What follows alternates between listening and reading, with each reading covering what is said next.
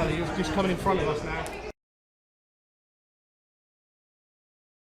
Let's get some straight to this one for me in the middle.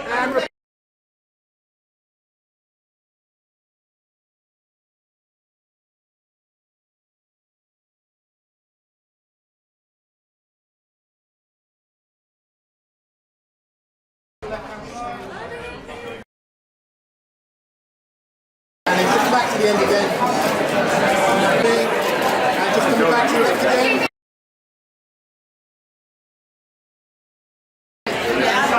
And this side.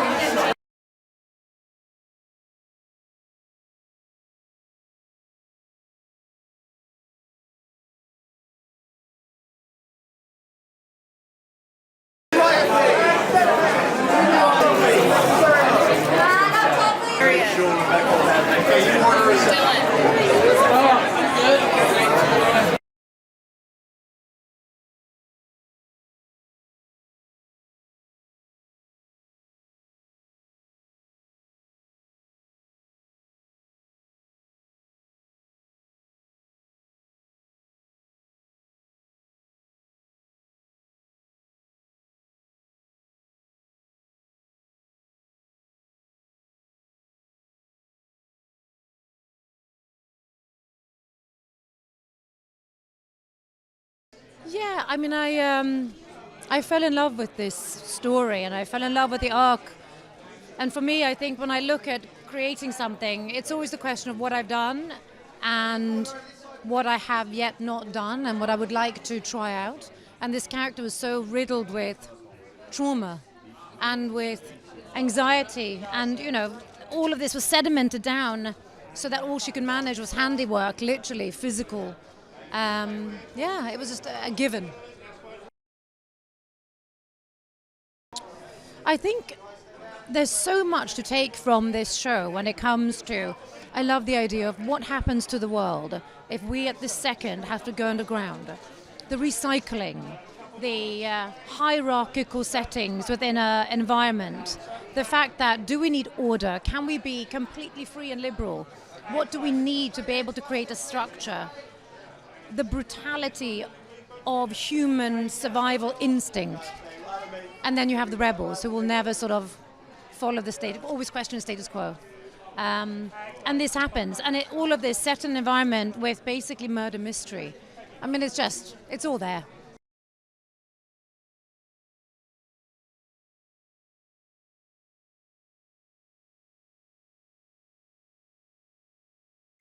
I think that's the message of most entertainment, is how do you get people through a story to feel an emotion together, whether it's sadness or whether it's laughter or whether it's a common fear that we can all work through a problem with, or if it's a common anger that we can see a story and get angry about something.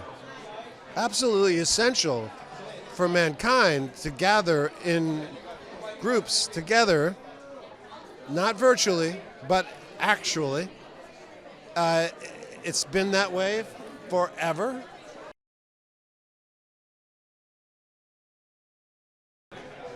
Well, the reason I wanted to do this was because it did resonate so much with me. It was so relevant. What it was talking about was so relevant to what our world is now. And the book, by the way, was written years ago. It's even more relevant now than when it was written.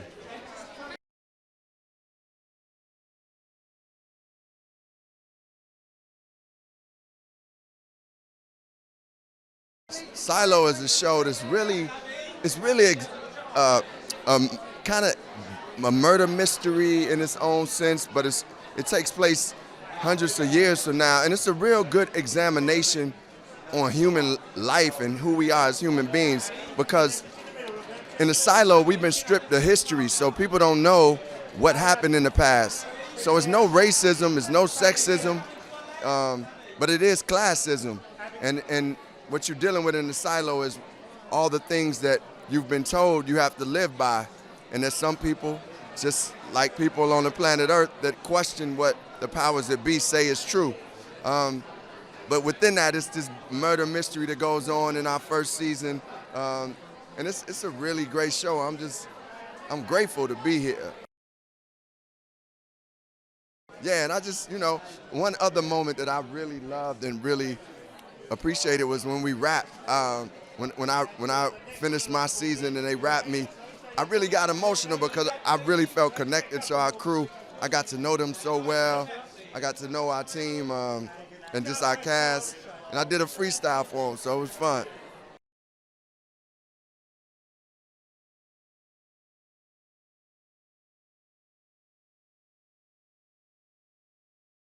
I just thought, how do we imagine such a situation and remain human?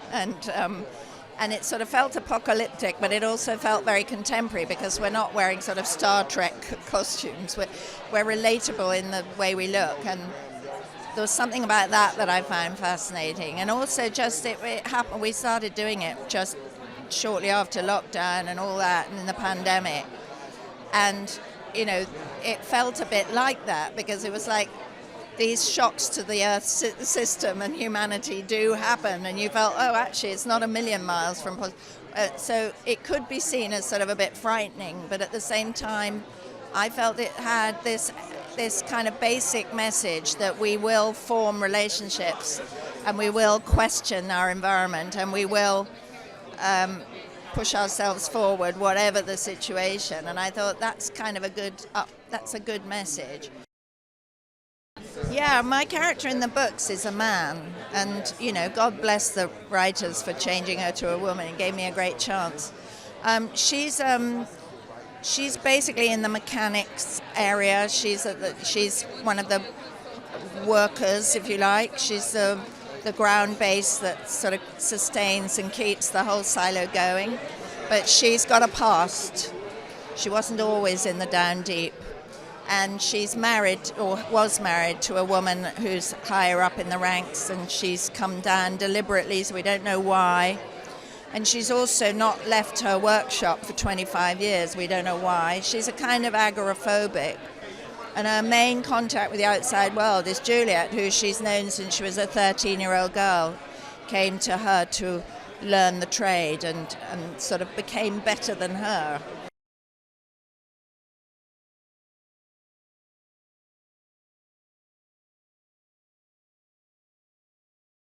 Silo is, what if we were all underground and we were told we could never go back outside? I got a wonderful script, and then I called my agents and I said, let's get Graham on the phone. I really want to be a part of it, and that's how it happened. And then I did an audition, and they liked me enough to say, yeah, come on.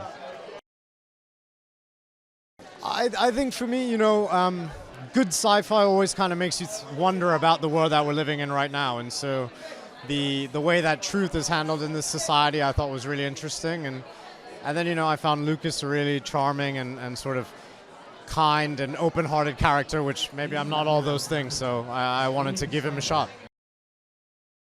It's a real gift as an actor because you know that you get to tell the best story with sort of the best people, and everybody's going to really do an amazing job, and Common is a legend, and Tim and Rebecca, and Shanaz is going to be a legend. I mean, it's pretty amazing.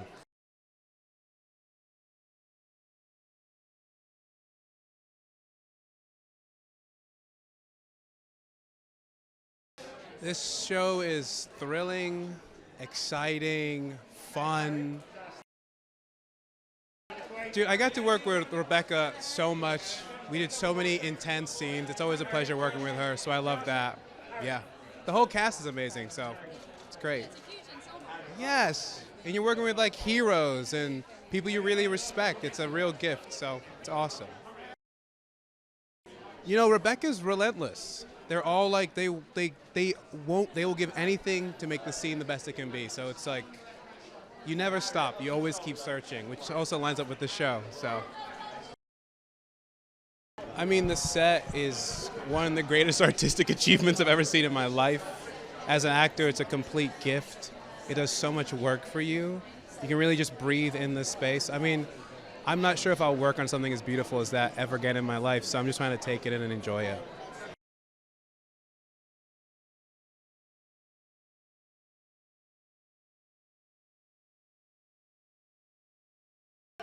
It started with a simple idea that we're living through our screens. Can we trust them? And it just developed into this series of mysteries. And the beauty of this show is that we slowly unravel them one at a time. And whatever you think the truth is, you're probably wrong. People have loved the books because it's an amazing character, Juliet, who Rebecca absolutely nails. And it's an intriguing world. And I think it's a little ahead of its time when it was written. And now it's found its time as it comes out now. Rebecca's been incredible. Having her as an executive producer meant that she got to have like a lot of feedback, really delve into her character, have creative ideas, and her inspiration on the set just went all the way down the call sheet. Like everyone had to live up to her standard of craft and her treatment of everyone on the set. She's been a dream. This show would not be the same without her.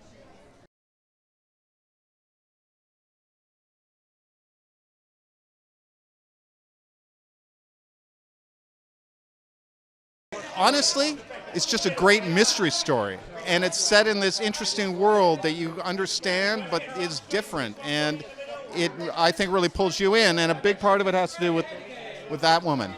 Getting Rebecca to play Juliet was the big coup of the show. So it's so much fun to work with her and Tim, and it's been pretty great. You know, from the first episode, there's something that happens with the sheriff's wife, Allison, and she reveals something. And to me, that was the moment. It's like, now we're in the show. Now we're going.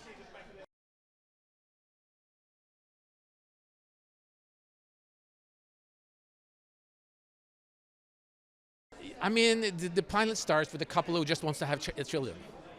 You know, time is running out, and she just wants, you know, this is her last chance to be pregnant, and it's such a human and such a relatable way to start it off. And then you fall into the rabbit hole, and you start to scratch the surface. You're finding out there's so many things, that doesn't make sense here. There's something that's wrong, and there's somebody's not telling the truth. These are people who actually are happy. When you start off, it's like maybe this is not a bad place to live. It's a unique mystery show. It's a sci-fi show that is unlike anything you've seen or heard about. And it's a show that deals with, you know, what it means to be human. What's the important things about being human? And what is the things we need to thrive in